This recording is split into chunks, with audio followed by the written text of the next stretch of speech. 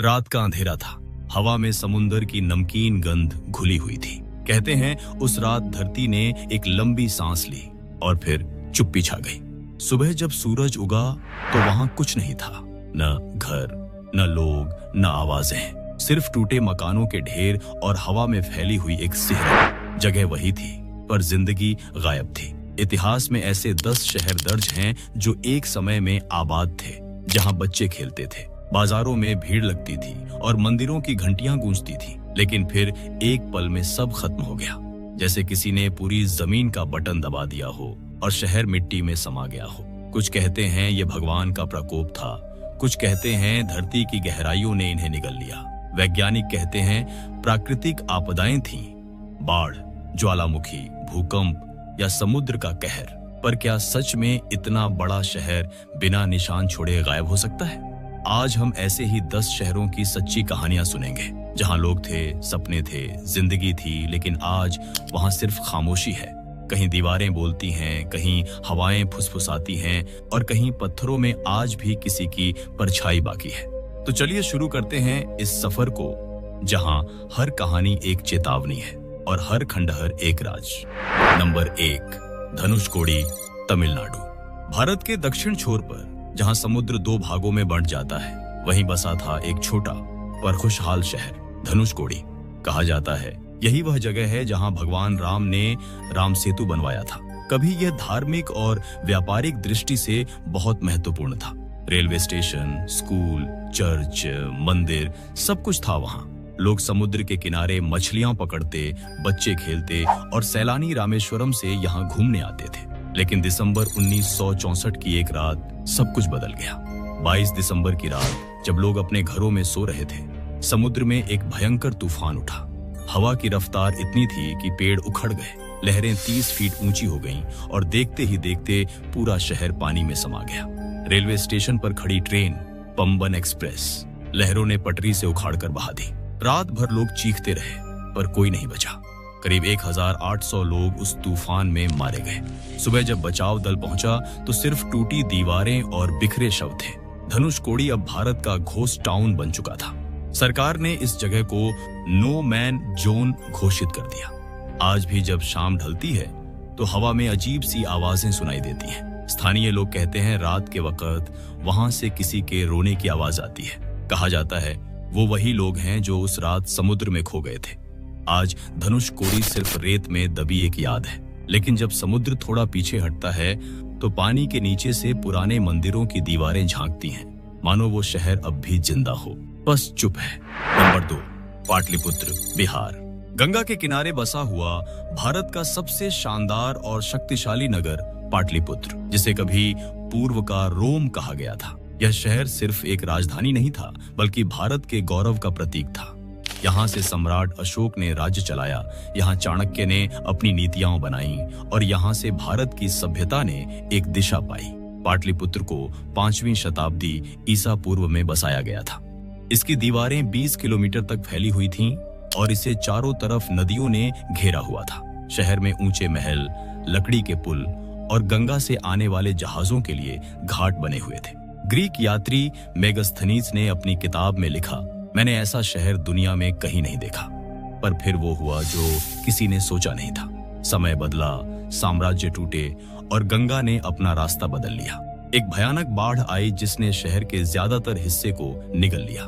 कई जगहों पर धरती धंस गई और जो बचा वो धीरे धीरे मिट्टी में दबता चला गया। मौर्य साम्राज्य के पतन के बाद पाटलिपुत्र पर कई आक्रमण हुए। ग्रीक, शक, कुषाण, सबने इसे लूटा। लोग पलायन करने लगे और शहर वीरान होता गया। कभी जो महल थे वहां अब झाड़ियां उग आईं। सदियों बाद जब पुरातत्व विभाग ने खुदाई की तो उन्हें मिट्टी के नीचे से दीवारें, स्तंभ और पुराने महल मिले। वो सब इस बात के गवाह थे कि पाटलिपुत्र सच में दुनिया का सबसे बड़ा नगर था।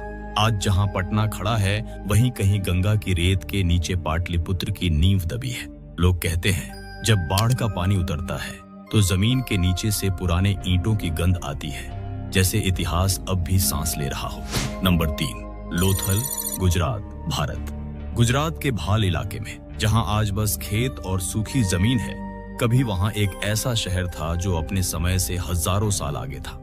उसका नाम था लोथल। यह शहर था सिंधु घाटी सभ्यता का हिस्सा और माना जाता है कि यहाँ दुनिया की सबसे पुरानी बंदरगाह बनी थी।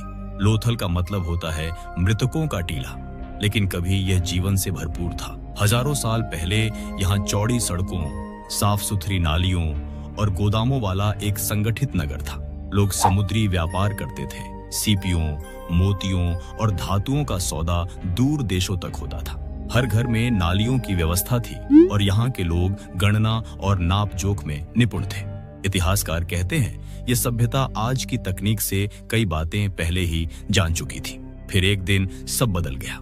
समुद्र ने अपने किनारे बदले और लहरों ने इस शहर को पीछे छोड़ दिया। कहीं से बाढ़ आई, कहीं धरती फट गई। धीरे धीरे लोथल मिट्टी में दब गया। कई पुरातत्वविदों का मानना है कि लगातार आने वाली प्राकृतिक आपदाओं ने इस शहर को रहने लायक नहीं छोड़ा। जब ब्रिटिश पुरातत्वविदों ने 1954 में खुदाई शुरू की तो उन्हें ईंटों से बने मकान, नालियां और गोदाम मिले। इतना ही नहीं, एक जगह पर उन्हें पत्थर से बना एक छोटा सा बेसिन भी मिला, जिसे आज डॉकयार्ड कहा जाता है। यह सब देखकर वैज्ञानिक हैरान रह गए, क्योंकि यह उस समय की समुद्री योजना का सबसे बड़ा सबूत था। आज लोथल के खंडहर देखकर ऐसा लगता है जैसे शहर अभी अभी उजड़ा हो। हवा में मिट्टी की गंध है और चारों तरफ सन्नाटा। लोग कहते हैं जब शाम को वहां हवा चलती है तो ईंटों के बीच से निकलती सीटी जैसी आवाज कानों में कुछ कह जाती है। वो शायद उसी सभ्यता की याद है जो हजारों साल पहले यहाँ सांस लेती थी। नंबर 4, द्वारका, गुजरात। कहते हैं जिस जगह पर आस्था होती है वहां रहस्य भी होता है, और द्वारका उसी का सबसे बड़ा उदाहरण है। भगवान कृष्ण की नगरी, जिसका नाम आज भी श्रद्धा और जिज्ञासा दोनों जगाता है। कई लोगों ने इसे हमेशा कहानी माना, जब तक कि समुद्र ने खुद इसका सच न दिखा दिया। सन 1988 में भारतीय पुरातत्व सर्वेक्षण विभाग ने अरब सागर के अंदर गोता लगाकर खोज शुरू की। जो उन्होंने देखा वह पूरे इतिहास को हिला देने वाला था। समुद्र की गहराई में उन्हें मिली दीवारें, पत्थर की सड़कें, मूर्तियां और सीढ़ियां सभी मानव निर्मित लग रहे थे, जैसे कोई प्राचीन नगर पानी में सो रहा हो। पुराणों में लिखा है कृष्ण के देहत्याग के बाद द्वारका धीरे धीरे समुद्र में डूब गई। लोगों ने कहा समुद्र ने भगवान का शहर अपने भीतर समा लिया, लेकिन अब वैज्ञानिक प्रमाणों से यह साबित हुआ कि यह जगह असल में मौजूद थी। जो तस्वीरें और वीडियो गोताखोरों ने निकाले उनमें मंदिर जैसे ढांचे और दीवारें साफ दिखती हैं। इस खोज ने इतिहास और धार्मिक मान्यता दोनों को जोड़ दिया। आज द्वारका 2 रूपों में है।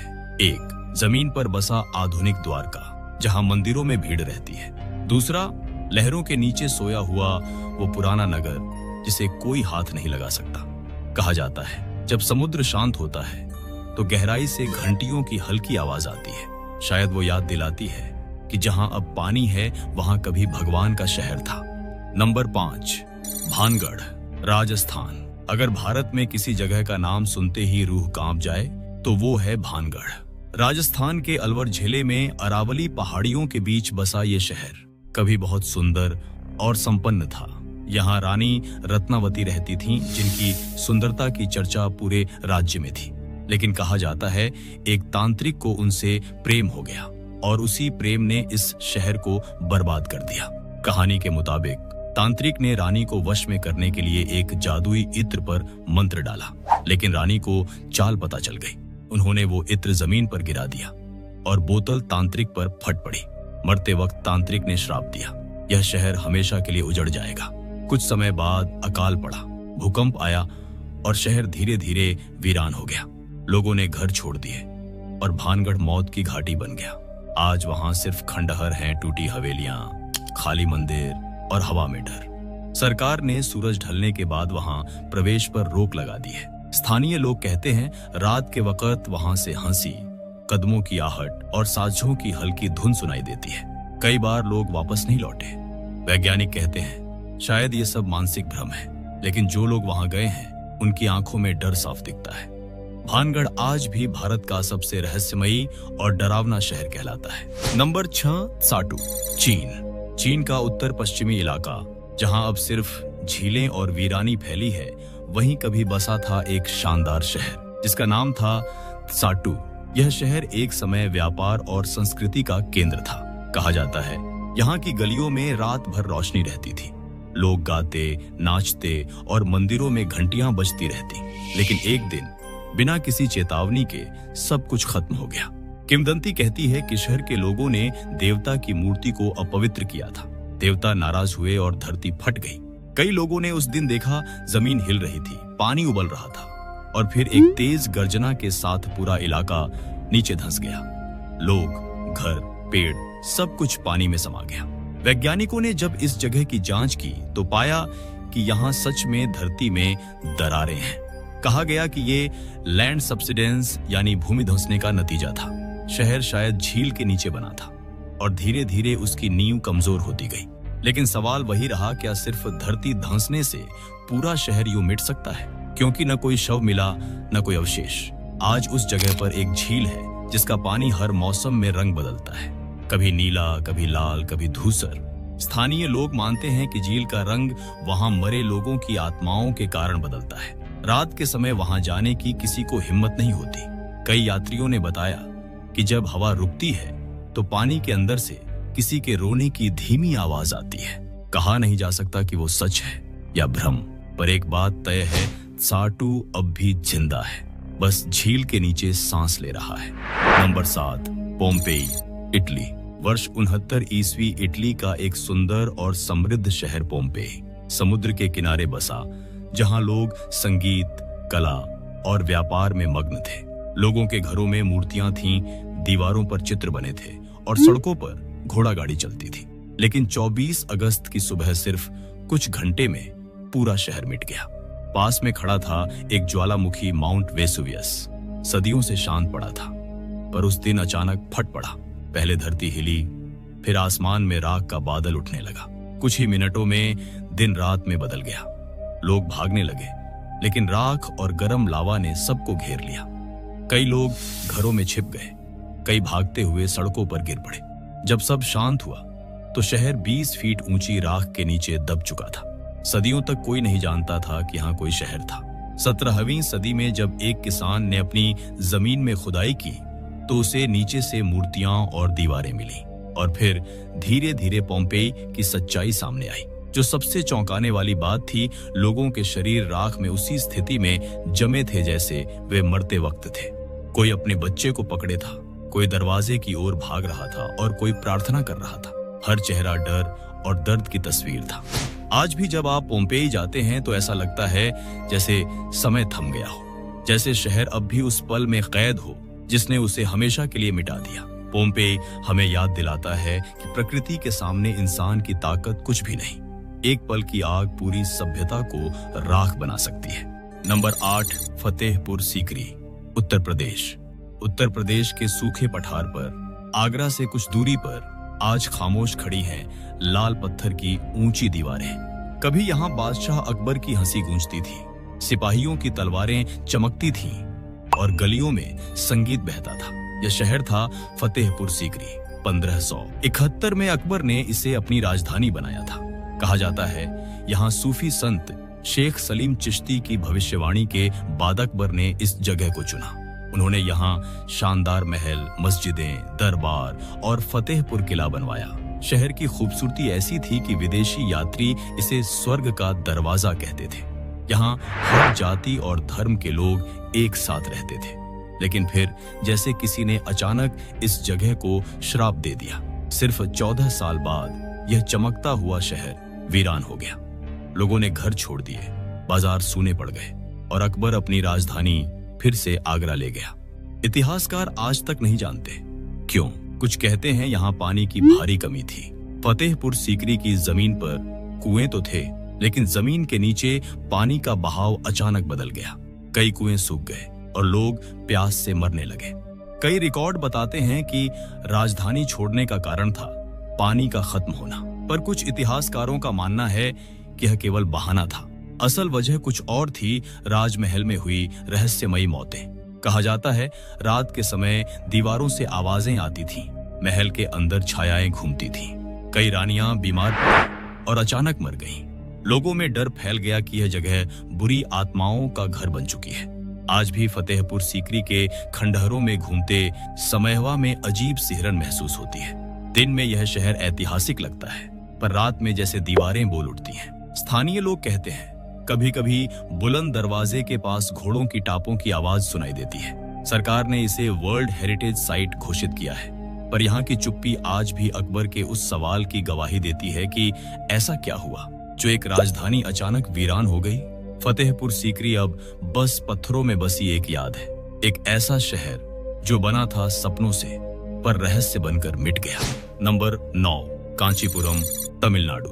कांचीपुरम, जिसे मंदिरों का शहर कहा जाता है, कभी इसे दक्षिण भारत की आध्यात्मिक राजधानी कहा जाता था। यहाँ विद्या, वास्तु और शिल्पकला का अनोखा संगम था। कांचीपुरम 7 पवित्र नगरों में गिना जाता है, जहाँ भगवान विष्णु और शिव दोनों की पूजा होती थी। लेकिन इतिहास कहता है कि यह नगर भी कभी रहस्यमयी ढंग से उजड़ गया। प्राचीन ग्रंथों के अनुसार यहाँ लगातार आए अकालों और युद्धों ने शहर को कमजोर कर दिया। पल्लव साम्राज्य के पतन के बाद यह नगर धीरे धीरे वीरान होने लगा। कई विद्वान मानते हैं कि बार बार की आपदाओं और बाढ़ ने शहर के कुछ हिस्सों को मिट्टी में दबा दिया। जब ब्रिटिश शासनकाल में यहाँ खुदाई हुई तो एक नहीं बल्कि 3 परतों में बसा हुआ शहर मिला, यानी एक शहर के नीचे दूसरा शहर और उसके नीचे तीसरा। हर परत में मूर्तियां, ईंटें और सिक्के मिले। इससे साफ हुआ कि कांचीपुरम कई बार उजड़ा और फिर बसा। आज भी यहाँ सैकड़ों मंदिर खड़े हैं, जिनकी दीवारों पर हजारों साल पुराने लेख अंकित हैं। लोग कहते हैं रात में जब मंदिरों की घंटियां बजती हैं, तो हवा में वो पुरानी सभ्यता की गंध तैरती है। कांचीपुरम अब भी जिंदा है, लेकिन उसके नीचे शायद कोई और शहर सो रहा है, वो शहर जो कभी अचानक गायब हो गया था। नंबर 10, मोहनजोदड़ो, सिंधु घाटी, पाकिस्तान। अगर मानव सभ्यता की जड़ें कहीं मिलती हैं तो वो है मोहनजोदड़ो, जिसका अर्थ है मृतकों का टीला। यह शहर 5000 साल पुराना है और सिंधु घाटी सभ्यता का सबसे रहस्यमयी हिस्सा। यहाँ के लोग अत्यंत उन्नत थे। घर ईंटों से बने थे, नालियां व्यवस्थित थीं और हर घर में स्नान घर था। आज से हजारों साल पहले जब दुनिया जंगलों में भटक रही थी, मोहनजोदड़ो के लोग नहाते, सजते और व्यापार करते थे। लेकिन यह शहर भी एक दिन अचानक खत्म हो गया। क्यों? किसी को नहीं पता। कुछ पुरातत्वविदों का कहना है यह शहर बार बार आने वाली बाढ़ों में डूब गया। कुछ का मानना है सिंधु नदी ने अपना रास्ता बदल लिया और शहर सूख गया। पर एक तीसरी थ्योरी सबसे डरावनी है। वैज्ञानिकों को यहाँ रेडिएशन के निशान मिले हैं, जैसे किसी प्राचीन विस्फोट ने सब कुछ नष्ट कर दिया हो। कुछ लोगों का दावा है कि यह इतिहास का पहला न्यूक्लियर ब्लास्ट था। खुदाई में मिले कंकालों की स्थिति देखकर ऐसा लगता है जैसे लोग चलते चलते मर गए हों। उनके शरीर पर कोई चोट नहीं, बस अचानक मृत्यु। क्या वो कोई महामारी थी या आसमान से गिरी कोई आपदा? कोई नहीं जानता। मोहनजोदड़ो आज भी एक पहेली है। लाखों सैलानी हर साल वहां जाते हैं, लेकिन हर ईंट, हर दीवार जैसे कुछ छिपा रही हो। शहर तो मर चुका है, पर उसका रहस्य अब भी जिंदा है। दोस्तों, ये थे दुनिया के 10 रहस्यमयी शहर जो अचानक गायब हो गए। अगर आपको ये वीडियो पसंद आई हो तो वीडियो को लाइक और चैनल को सब्सक्राइब कर देना और कमेंट में बताएं कि अगला रहस्य किस जगह का देखना चाहोगे।